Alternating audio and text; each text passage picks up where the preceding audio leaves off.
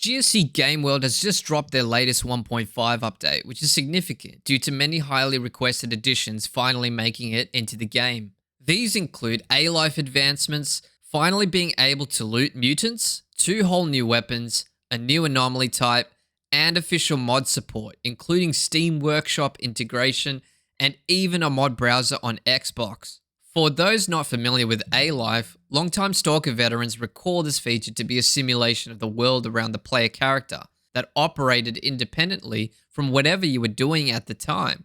Now, over the span of 17 years, the community has expanded this function through modding, culminating in the launch of a completely free standalone mod known as STALKER Anomaly, which introduced the most large and ambitious iteration of A-Life to date. Players have been anticipating A-Life 2.0 to be on par, if not better than what modders made for STALKER Anomaly, but were disappointed to experience a poorly implemented version of this at STALKER 2's launch. This update sees the first step in the right direction and is certainly an improvement over what we had even just in the last update.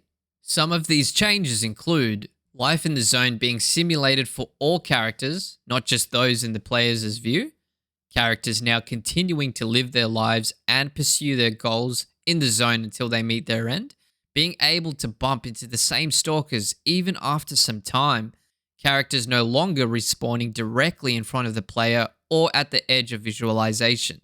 Instead, respawn has been moved further away from the player while maintaining the zone's population. This is a very encouraging development, and I personally praise GSC Game Studios for remaining resilient and working hard on this game still, despite the very real-world conflict that must have affected not just their work and offices, but their family and personal lives. Official mod support has now been integrated into Steam Workshop, Xbox, and PC Game Pass, paving the way for the community to now go nuts and fulfill a history of creating more unique experiences from the already amazing template of STALKER 2.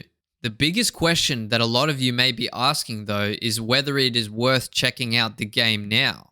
I will say that the game as it is does feel more complete than it did at launch, yet we still have some promised features that are yet to be implemented, such as multiplayer.